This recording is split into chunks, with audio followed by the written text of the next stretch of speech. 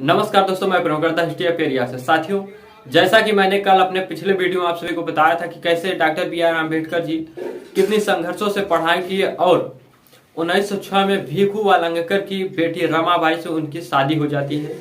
उसके बाद 1907 में 750 में से 382 अंक प्राप्त कर उन्होंने हाई स्कूल की परीक्षा पास की। आज मैं साथियों आपको बताऊंगा कि उन्होंने आगे की पढ़ाई कैसे की। तो चलिए दोस्तों देखते हैं। हाई स्कूल पास करने के बाद भीमराव के सामने पढ़ने की समस्या आ खड़ी हुई। मतलब साथियों, जब उन्होंने हाई स्कूल पास कर लिया तो उनके सामने एक और समस्या आ खड़ी हुई पढ़ने के लिए। पिता पहले से ही बहुत दुखी थे, वे बूढ़े हो चले थे, घर में गरीबी थी। हाई स्कूल में भीमराव को दाखिला दिलाने के लिए उन्होंने जो परात गिरवी रखी थी उसे भी नहीं छुड़ा पाए थे। मतलब कि साथियों, वो बूढ़े हो ही चले थे और जो परात उन्होंने हाई स्कूल में उनके दाखिला के लिए परात गिरवी रखी था उसे भी नहीं छुड़ा पाए थे। उधार तक भी कोई नहीं देता था। जब अब पैसा कहां से आ सकता था। हाई स्कूल में पढ़ते समय भीमराव की एक ईसाई लड़के से अच्छी दोस्ती हो गई थी। मतलब कि साथियों, जब doctor B R Ambedkar ji high school में पढ़ रहे थे तो उनको एक ईसाई लड़के से अच्छी दोस्ती थी। उसका नाम था कैलुस्कर। भीमराव ने अपनी समस्या कैलुस्कर के सामने रखी। उस लड़के का नाम था कैलुस्कर। भीमराव ने अपनी समस्या उस लड़के माने कैलुस्कर के सामने रखी। कैलुस्कर ने उनको बड़ौदा नरेश से मिलने की सलाह दी। अगले ही दिन भीमराव अम्बेडकर बड़ौदा नरेश की कोठी जा पहुंचे। उसने सलाह दी और डॉक्टर बी आर अम्बेडकर जी अगले ही दिन बड़ौदा नरेश के कोठी पे जा पहुंचे या उनके महल पे जा पहुंचे। उन्होंने अपनी पूरी कहानी बिना झिझक के बड़ौदा नरेश को सुना दी। अपनी कहानी बड़ौदा नरेश को डॉक्टर बी आर अम्बेडकर जी बिना झिझके हुए बता दी। राजा साहब जानते थे कि एक महार जात के लड़के के लिए उच्च शिक्षा लेना बहुत ही कठिन है। मतलब कि राजा जानते हैं कि एक महार जात के लड़के को उच्च शिक्षा लेना बहुत ही कठिन है इस समय में। पैसे की कमी और अपमान दोनों ही बाधक बनते हैं, परंतु भीमराव का भोलापन, ईमानदारी और राजा पर विश्वास काम आ गया। डॉक्टर बी आर अम्बेडकर जी का राजा पर विश्वास और ईमानदारी काम आ गया।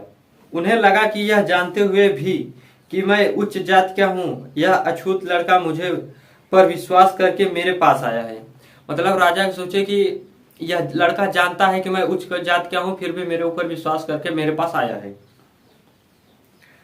मुझे इसकी मदद अवश्य करनी चाहिए। उन्होंने एल्फिस्टन में भीमराव की दाखिला करा दिया और खजाने से 25 रुपए महीना छात्रवृत्ति दिलवा दी।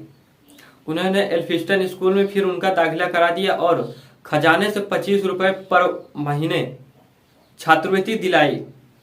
भीमराव ने लगन से पढ़ना शुरू कर दिया। उन्हीं दिनों उनके पिता रामजी राव भी बंबई आ गए। वह अपने मन से पढ़ना शुरू कर दिया और उनके पिता मुंबई आ गए। उनकी 17 की नौकरी छूट गई थी, अतः वे परिवार को लेकर बेटे के साथ ही रहने लगे। उनकी जो 17 की नौकरी थी वह भी छूट गई थी और अपने बेटे के साथ वो परिवार के साथ रहने लगे मुंबई में। नवंबर 1912 में भीमराव को पत्नी रमाबाई को एक पुत्र को जन्म दिया। उसका नाम रखा यशवंत। नवंबर 1912 में डॉक्टर बी आर अम्बेडकर जी की पत्नी रमाबाई ने एक पुत्र को जन्म दिया जिसका नाम था यशवंत। जनवरी 1913 में भीमराव ने बीए पास कर लिया। जब उन्होंने देखा कि पिता गरीबी की मार झेल नहीं पा रहे थे तो उन्होंने बड़ौदा के महाराजा से कहकर सेना में नौकरी के लिए आवेदन कर दिया। अब जब उन्होंने देखा कि पिता गरीबी की मार नहीं झेल पा रहे हैं तब वह बड़ौदा नरेश से कहकर सेना में आवेदन कर दिया।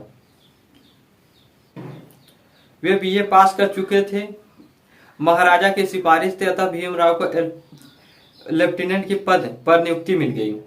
वह बीए पास भी थे, पढ़े लिखे भी थे, इसलिए राजा का सिफारिश थी, इसलिए वह लेफ्टिनेंट पे हो गए सेना में। अब साथियों आपको बताते हैं कि पिता के बीमार हो जाते हैं, तब उसके बाद डॉक्टर बी आर अम्बेडकर जी क्या करते हैं। रमाबाई अपने पुत्र यशवंत की देखभाल तथा घर परिवार का दायित्व निभा रही थी और भीमराव लेफ्टिनेंट के रूप में बड़ौदा नरेश की रियासत को अपनी सेवा दे रहे थे। मतलब कि उनकी पत्नी जो है अपने बेटे व घर का दायित्व निभा रहे थे और डॉक्टर बी आर अम्बेडकर जी बड़ौदा नरेश के रियासतों को अपनी सेवा दे रहे थे। एक दिन उन्होंने घर से तार मिला, लिखा था कि पिता बहुत बीमार हैं, छुट्टी लेकर घर आ जाओ। उन्हें एक दिन तार मिला, संदेशा आया कि आपके पिताजी बहुत बीमार है, आप घर चले आओ। पिता की बीमारी से भीमराव विचलित हो गए। वे बड़े अफसर के पास पहुंचे और तार दिखाकर छुट्टी की प्रार्थना की। वह मतलब कि घबरा गए और जो तार मिला था, संदेशा मिला था, उसे लेकर बड़े अफसर के पास पहुंचे प्रार्थना करने के लिए, मुझे छुट्टी चाहिए।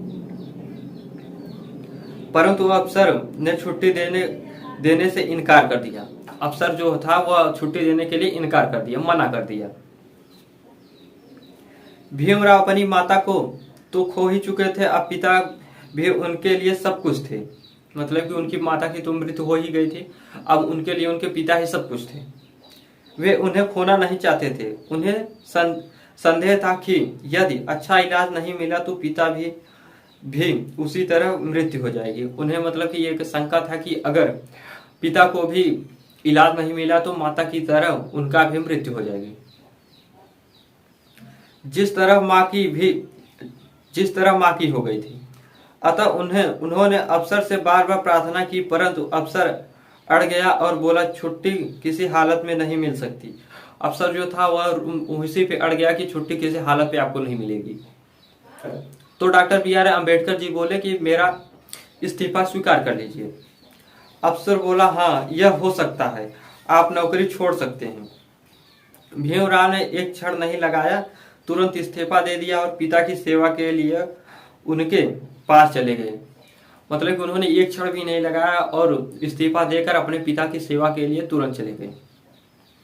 पिता को जब यह बात पता चली कि उनका बेटा नौकरी छोड़कर उन्हें छोड़कर आया है तो उन्हें बहुत दुख हुआ। जब उनके पिता को यह बात पता चली कि डॉक्टर बी आर अम्बेडकर जी अपनी नौकरी को छोड़ के आए हैं तो उन्हें बहुत ही दुख हुआ। भीमराव ने उनका बहुत इलाज कराया, परंतु वह ठीक नहीं हो सके।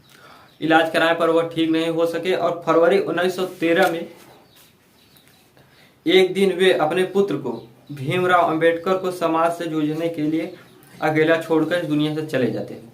मतलब कि डॉक्टर बी आर अम्बेडकर के पिताजी की मृत्यु हो जाती है।